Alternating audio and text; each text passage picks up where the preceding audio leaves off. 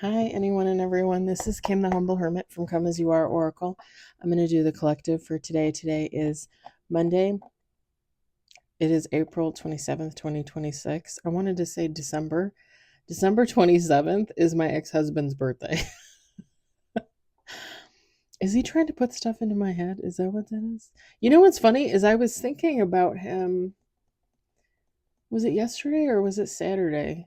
Because his birthday is 2 days after Christmas, and before he met me, no one ever celebrated his birthday. His birthday got lumped in with Christmas. And I was like, I remember when we first met, I got him a Christmas present and a birthday present. And he was like, excuse me?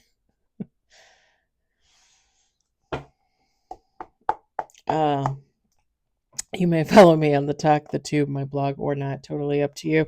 Take what resonates, leave what doesn't. If it doesn't fit, don't make it fit. If some of it fits, we love that for you. Whatever doesn't, leave it on the table for someone else. You don't need to take on energy that wasn't meant for you. Right. We're going to use the Legends of All Hallows Eve, La Bellanima 13. Again, you can go to her Etsy shop, La Bellanima 13. I don't know that she has this deck. When I looked for it last year, I couldn't find it, but that could have just been me. I pulled out a Hattie Thorn Oracle deck for the collective, and then I was like, I really don't feel like doing. I'm going to do Hattie Thorn Tarot. I really don't feel like doing a Hattie Thorn Oracle. And I'm like, what am I going to do? And I'm like, I'm going to do that Hallows Eve deck. We got one on the table. I hope everybody had a great Monday. It was very uneventful at the warehouse. I think I told you guys, we do what we call ram pack, which is where we pick from a bin and we pick it into a box. We put the box on the line and it goes upstairs and a robot packs it. Not like a robot, but like a machine, like a roboticized, a robotics machine. Anyway, I've gotten so used to doing that when they take me off that and I pick from the bin into the tote and then the tote goes away, I can't stand it. I can't stand it. And there's a difference. When you do the box orders, when you pick into the box, it tend to be smaller orders. So I feel like I'm constantly moving, like back and forth. And I like it. I got used to it. I like it. But when you go back to picking in the tote, you get like orders where you have to count out like 90 syringes or 75 bandages. And it's like, I don't want to do this. And I was never good at math. I mean, I am now, but you know. I mean, I'm still not the whiz, but whatever. We got two on the table, one in reverse. You know what's funny is that was bottom of the deck, and I was looking at it when I pulled the cards out.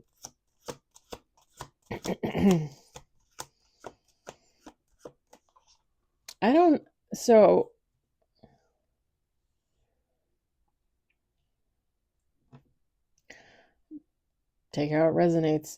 Somebody that you thought was irreplaceable, the memory of them, the thought of them is fading away. Or maybe that's for them in regards to you, or maybe both.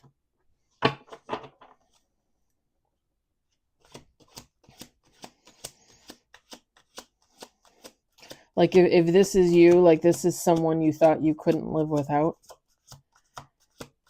You loved them, or at least had feeling for them. We got 4 on the table. Again, take how it resonates. Maybe it's not you, maybe it's them.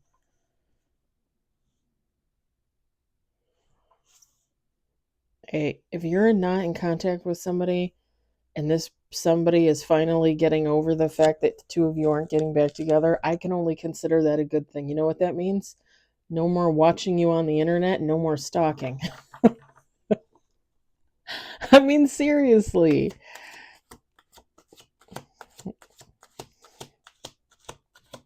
I know that sounds weird. I know that maybe some of you that's upsetting, but It's funny because I was listening to readings while I was at work. You're not supposed to do, like, I'm not supposed to listen to anything that way. Like if the fire alarms go off or somebody needs to talk to you for something, you're not supposed to be, whatever. I do it anyway. You can't hear anything in that warehouse anyway. It's ridiculous. It's so loud there.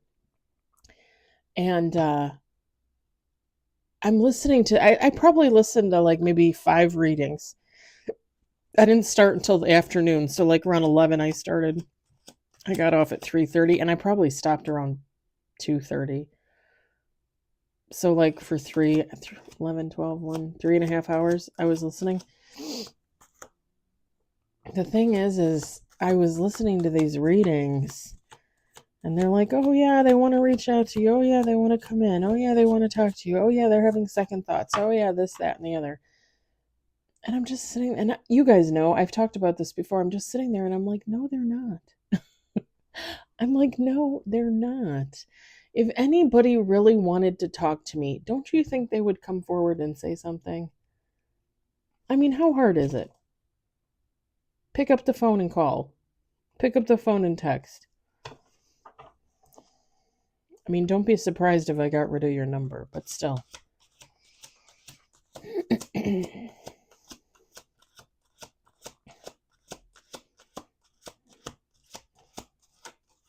5 on the table. We're going to do 2 more shuffles.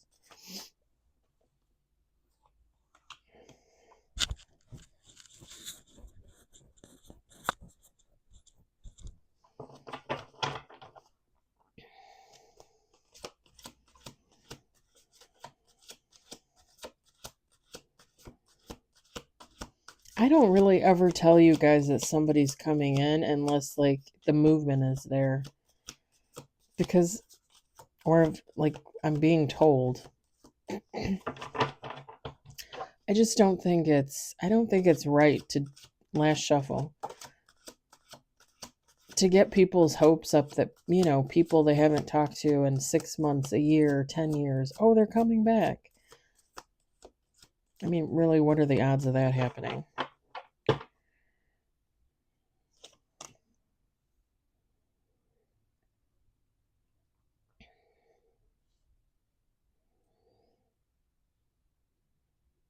We got 7 with bottom of the deck. I almost want to put the bottom of the deck on there too. Ooh. Top of the deck. Casper, spirit guide. I like it. Oh, it's all good stuff too at the top of the deck. There's the orange kitty. Revelation, sanctuary, pondering. I like it.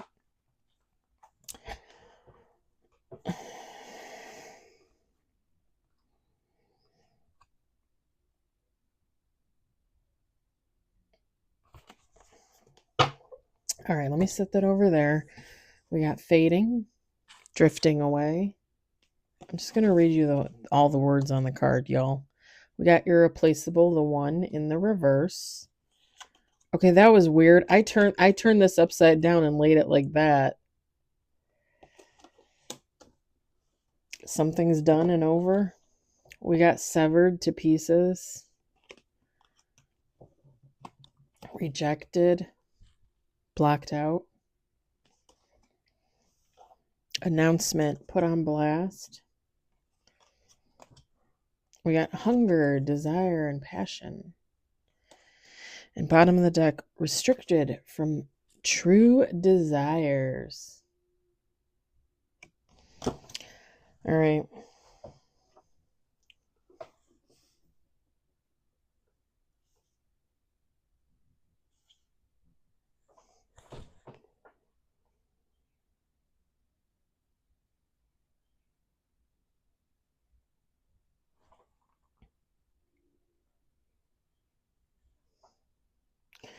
So like I said, I don't know if this is you or if this is someone else, but someone feels like the thought of somebody is fading away. somebody that they thought they couldn't get enough of, somebody that they thought they could never replace.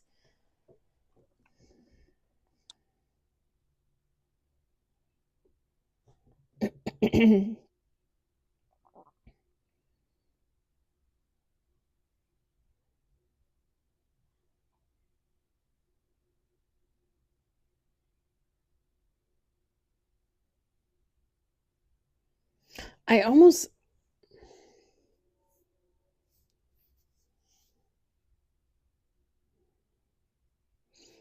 I almost have the feeling like this is two different energies. So like if the first one is you, is the first four cards are you, the last three cards are them, or vice versa. Because these first four cards, it's like, okay, a connection was lost, the memory of somebody is fading. This is somebody that somebody thought they couldn't live without. I'm just looking at this and I'm getting like a brutal ending. Like and a brutal ending doesn't necessarily have to be like cheating or anything like that. It could just be like two people fighting and saying things that they can't take back. And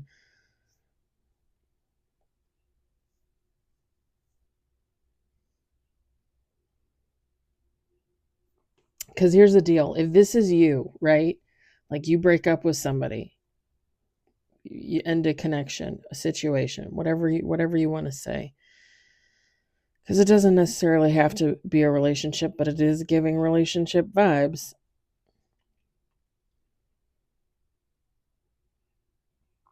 This is somebody that like you would have blocked them.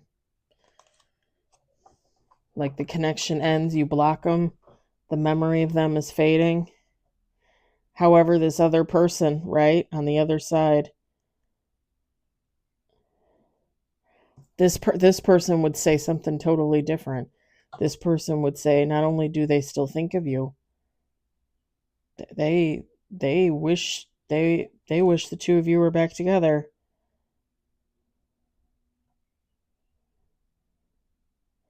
And I'm not gonna lie, it gives like a very sexual energy. Hunger, desire, and passion restricted from true desires. It gives like a very sexual energy, and it also gives like somebody feeling like this was their person. This is the person that they wanted to be with.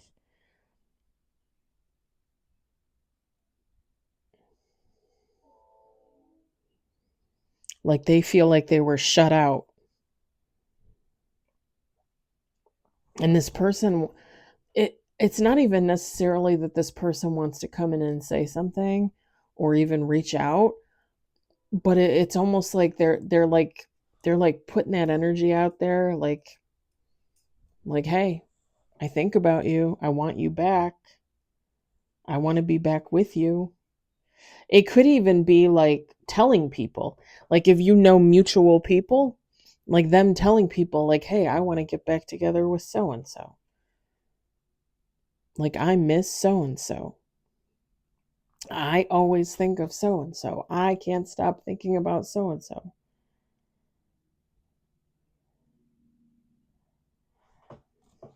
Because I'm looking at this and I'm thinking stuck between a rock and a hard place. Like somebody feels like they can't make any moves, they can't do anything, but like in their head, like it's just like, and they want to scream it. Like they want to scream it. You know how like Hannibal Lecter's got the mask on? I mean, he can talk through there, but it's, how does he do the I have not seen that movie in so long. And when I tell you, I saw that movie as a kid, what, I don't even remember, when did it come out? Like 90, 94 ish, somewhere in there, somewhere. 90? Was it 90? I mean, my parents let me watch that as a little kid. Like, you know how traumatizing that is? I mean, my parents let me watch all kinds of things, but I only ever watched it once and I didn't want to watch it again. And now as an adult, like I would probably watch it because I've probably seen sicker stuff than that. But I don't know. There's something about it that still makes me like, nah, I don't want to watch it. I don't know. I don't know what the deal is. And I'm not even really a scaredy cat, Not anymore. Yeah. It's like whoever this is, like they want to say something, they want to come in. Like I said, they want to shout something from the rooftops, like, I love so and so, I want to be with so and so. But they feel like they're being bound, they feel like they're being gagged. And I'm just going to tell you, it's the energy, it's divinely guided. And you guys know, I've said this a million times. If, and this is just an example, but if I am in a friendship with Sally, okay, and we get in a fight and we don't talk for like a year and a half, and let's say I'm in the wrong, right? And I come to the realization I'm in the wrong. I got to take accountability. I got to take my karma. And I decide after a year and a half, like, I want to go in and I want to apologize to Sally. And I want to reach out. I want to say something. I'm not necessarily seeking forgiveness or anything like that. I'm not necessarily seeking to get back together, but like, I want to reach out and acknowledge my part in the situation. But every time I call, something distracts me. Every time I get in the car to drive to her place, I get a flat tire. Every time, and so on, and so on, and so on. That is divinely guided. That is God saying, no, sorry, you can't go in and talk to Sally. Sally's busy. Sally's doing other things. Sally doesn't have time for you right now. You had your chance. You're going to sit there and you're going to wait for the next 10, 20 years. But do you know what I'm saying? Like that's all divinely guided. If somebody's trying to get in contact with somebody and they can't get in contact with somebody, I mean, think of all the ways you can get in contact with somebody. Seriously. Phone, text, email, social media. You can message people on instant messenger. Social media itself. You can message on Instagram, TikTok, YouTube. You can message anywhere. You can go to said person's house. You can go to their work. You can go to their family. You can talk to their family, text their family, call their family, friends. If you got mutual friends, if you're coworkers, you can tell your coworkers to tell them. There are so many ways to get in contact with somebody. To say that you can't get into contact with them, to say it never works out, there is a reason why you never get past go. There is a reason why somebody always feels like they're bound and they're held at bay. That is God. That is the angels. That is the ancestors. That is the dearly departed loved ones saying, no, Kim, you are not talking to Sally. Whether that's part of the karma, whether that's because Sally's not ready, whether that's because it's just protection, like, nope, sorry, we're protecting Sally. Like, you're going to have to sit and wait. Like you have for a year and a half. You guys know how I feel. It's divine. That's divine intervention. That's divinely guided. God, I thought that squirrel was a cat. It looks so huge from the corner of my eye. Again, take how it resonates. This could be flipped. This could be somebody that broke up with you, doesn't really think about you anymore, but you think about them. You want to get back together with them. And there's no shame in that. I don't think there are no people from my past that I would get back together with. Like anyone around the ex-husband, the separation, before the separation, just after there's nobody that I would want to get back together with. Nobody. Now, there are people men specifically, that I had contact with that were just like friends, but could have been more than friends, but it never got off the ground. Would I want to be in contact with them? Would I want a second chance? Probably not. Probably not. The guy I was seeing in 2023, the guy I talked to last year and had the little fling with in October, no, no interest. I already had a long conversation with God about that one. No interest. None. I think it's just gotten to the point where, like, if a past person were to come in trying to convince me that they changed, that, that we were meant to be together, even if God literally said, hey, Kim, you're supposed to be with them, I think I might take exception to that. I think I might literally have to sit down and have a conversation with God and be like, make me a list. You make me a list. Give me the pros and cons of this person, because I'm not seeing it. I didn't see it back then, and I'm not seeing it now.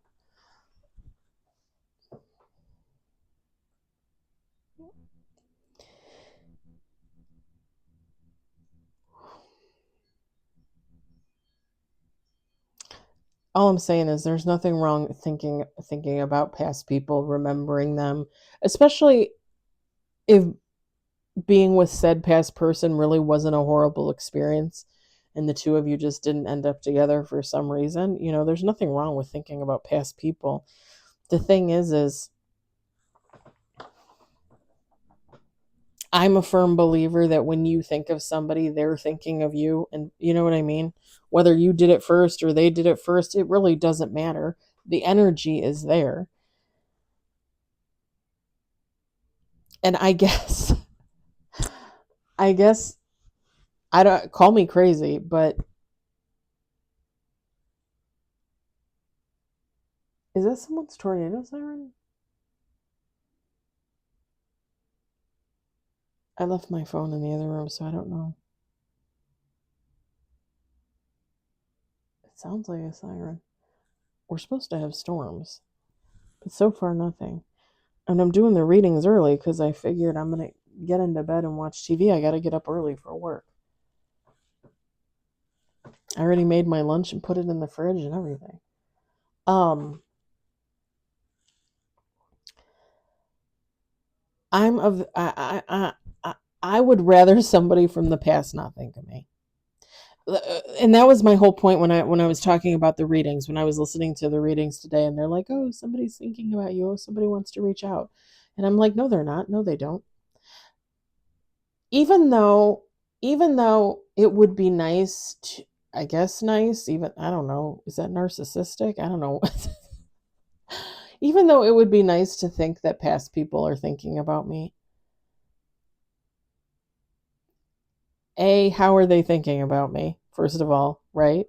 And B, do they really need to be thinking about me? And C, do I really want them thinking about me at the end of the day? Because here's the thing. I really try not to think about these people. I really do. And I think the two that I struggle with the most are the last two. And that was the guy that I was with in October, the guy that I was with in 2023, and the younger gentleman that I was in love with last year at work. Those two are on my mind more than anyone else. In fact, even the ex-husband, I maybe think about once or twice a week, maybe, like I and usually it's in regards to like the cats, or how him and his mom are doing. Um I just don't like to think about past people like that. I don't like to think about past lovers like that, because again, I don't really want them thinking about me. At some point, like, I would like that, you know what I mean? Like, I would like to think that they're over me. I would like to be over them.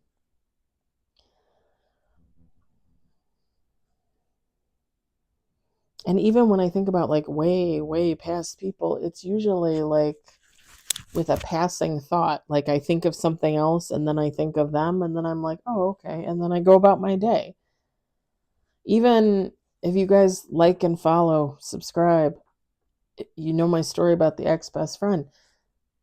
Other than talking about her on here as an example, as a reference in regards to my life, in regards to helping others, I don't really think about her that often. And even when I hear readings and they're like, "Oh, so and so is thinking about you." I always wonder, like, is she thinking about me? And then I sit there and I'm like, "No, she's too much of a narcissist to think about me." Like, I'm sure, and I've told you guys this before, she sexually assaulted me twice. She's very verbally, emotionally, and mentally abusive. Like, I'm sure I was not the first, and I'm sure I was not the last. I think she's too narcissistic to think about me in terms of like, oh, I want her back. She was my best friend. I love her. First of all, I don't think she ever really loved me as a best friend. Not, or at least not for a very long time. And I also don't think she's capable of those emotions because of the narcissism. Anything that she would think of in regards to wanting a person back into her life would be more or less, how could they serve me? How can they help me? It took me a long time to realize that, like, even as kids, like, I would get her Christmas presents, birthday presents, and very rarely would she get me anything. And when she did, and not to sound ungrateful, but it was usually stuff that A, I didn't want, B, I was allergic to, C, like, what am I going to do with this,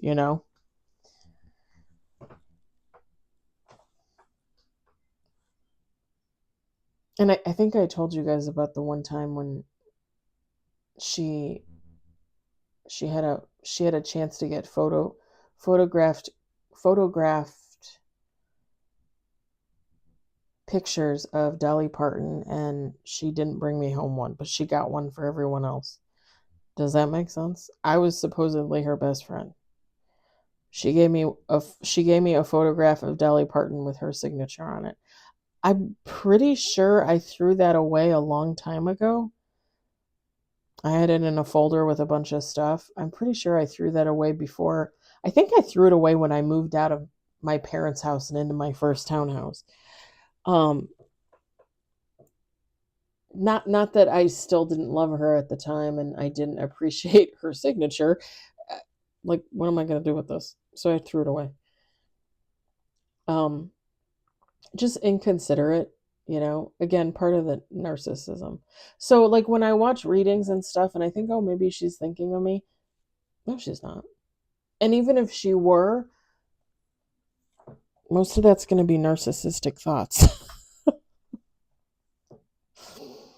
I'm just saying. Anyway, yeah. I don't like the idea of people thinking about me. I know like when breakups happen and relationships end, whether it's lovers or friends, it's hard not to think about people, and it takes a while. It takes you however long it takes you to heal.